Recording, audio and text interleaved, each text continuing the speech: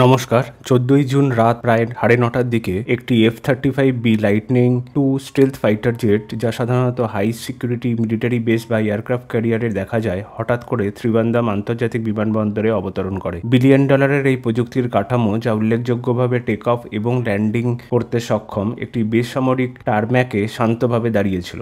চিত্রটি যতটা অস্বাভাবিক ততটাই বিস্ময়কর। এই ঘটনার পরপরই কৌতূহল এবং জল্পনা শুরু হয়ে যায়। ভারতীয় বিমান বাহিনী দ্রুত বিবৃতি দিয়ে জানিয়ে দেয় এটি একটি সমন্বিত ও পরিকল্পিত অবতরণ ছিল। তারা জানায় সমুদ্রের খারাপ পরিস্থিতি ও দৃশ্যমান কমে যাওয়ার কারণে ফাইটারটি তার মূল ঘাঁটি সমুদ্রের থেকে প্রায় ১০০ নটিক্যাল মাইল দূরে নোঙর করা ব্রিটিশ রণতরী HMS প্রিন্স অফ ওয়েলসে ফিরতে পারেনি। যদিও এই ব্যাখ্যাটি যৌক্তিক মনে হয়, তবুও জনসাধারণ সংশয় পুরোপুরি দূর হয়নি, কারণ এমন একটি উচ্চ মূল্যের যুদ্ধবিমান অভিযান সাধারণত ত্রুটিহীন পরিকল্পনার সঙ্গে পরিচালিত হয়। তেলের পরিমাণ পর্যন্ত নিখুঁতভাবে হিসাব করা থাকে। কেবল খারাপ আবহাওয়া এরকম একটি উচ্চ প্রোফাইল বিমানের বিপদগামী অবতরণ তা মেনে নেওয়া কঠিন। তেলের জটিলতা বিষয়টি আরও ধোঁয়াশা ফেলে।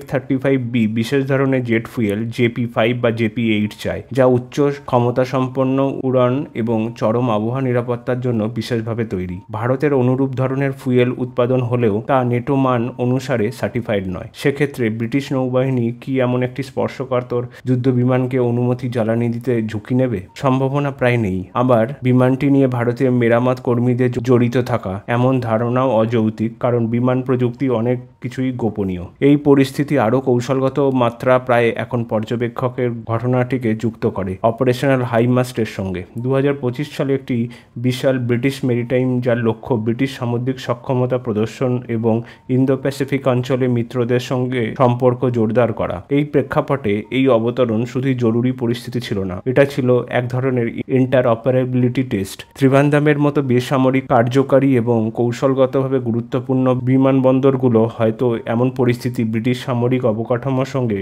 সংগতিপূর্ণ কিনা তা পরোক্ষভাবে যাচাই করা হয়েছে। ভারতের প্রতিক্রিয়া ছিল সংযম ও সৌজন্যমূলক। ভারতীয় বিমান বাহিনী অবতরণের সহায়তা করে এবং বিমানটি রক্ষার জন্য এয়ার ইন্ডিয়া হ্যাঙ্গার ব্যবহারের প্রস্তাব দেয়। এমনকি ভারতের পক্ষ থেকে একটি অস্থায়ী তাঁবুর তৈরি প্রস্তাবও আসে, যাতে জেটটিকে প্রবল বৃষ্টি থেকে রক্ষা করা যায়। কিন্তু ইউকে সেসব প্রস্তাব কঠোরভাবে প্রত্যাখ্যান করে। কোনো ভারতীয় কর্মীকে বিমানটির কাছে যাওয়ার অনুমতি দেওয়া হয়নি। পরে এক ব্রিটিশ নৌ ভেটারান জানান, এটাই প্রচলিত নিয়ম। 5th জেনারেশন জেটের মতো স্পর্শকাতর প্ল্যাটফর্মে কোনো বিদেশি, এমনকি মিত্র দেশগুলোকে হাত লাগাতে দেওয়া হয় না। ফলে বিমানটি খোলা আকাশের বৃষ্টির মধ্যে CISF এর পাহারায় পড়ে থাকে। কয়েকদিন পর একটি 3 সদস্যের ব্রিটিশ টেকনিক্যাল দল আসে, কিন্তু সমস্যার সমাধান করতে না পেরে ফিরে যায়। এরপর ব্রিটেন জানায় তারা 40 সদস্যের একটি বিশেষজ্ঞ দল পাঠাবে, একটি বড়সড় পদক্ষেপ যা অনেককে ভাবিয়ে তোলে। এমনকি সাধারণ টাউইং ইকুইপমেন্ট ব্যবহার করতেও তারা ভারতের উপর নির্ভর করতে চায়নি। এই অতিরিক্ত সাবধানতা ভারতের প্রতিরক্ষা বিশ্লেষকদের কৌতূহলী করে তোলে। বার্তা স্পষ্ট ছিল,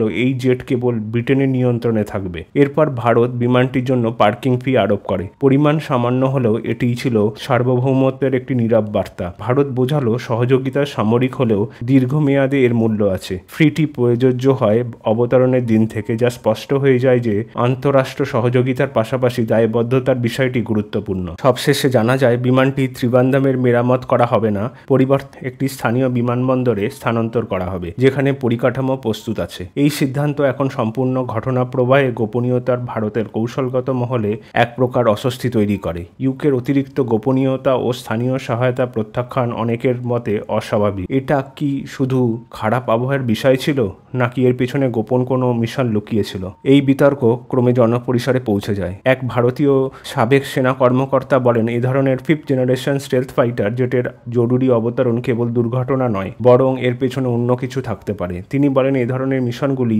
এমনভাবে পরিকল্পিত হয় যাতে একটুও ভুল বা অনিশ্চয়তা না থাকে। অন্যদিকে এক ব্রিটিশ ভেটারান এই সন্দেহগুলোকে স্পাই থ্রিলার কল্পনা বলে উড়িয়ে দেন। এই ঘটনাটিকে কেবল খারাপ সময়জ্ঞান ও আবহাওয়া দোষারোপ করে ব্যাখ্যা করেন। তবে এই যুক্তি সত্য হোক না কেন, ঘটনাটি 5th জেনারেশন এয়ারক্রাফটে F-35 প্ল্যাটফর্মের উপর একটি নতুন প্রশ্ন তুলেছে। একই সময় যেটিকে আধুনিক যুদ্ধবিমানের সেরা উদাহরণ ধরা হয়, এখন তার নির্ভরযোগ্যতা নিয়ে প্রশ্ন উঠেছে। যদি এই মৌসুমি ঝড় একটি অতি উন্নত বিমানকে মাটিতে নামিয়ে দিতে পারে, তবে তা সত্যিকারের যুদ্ধক্ষেত্রে কতটা কার্যকর?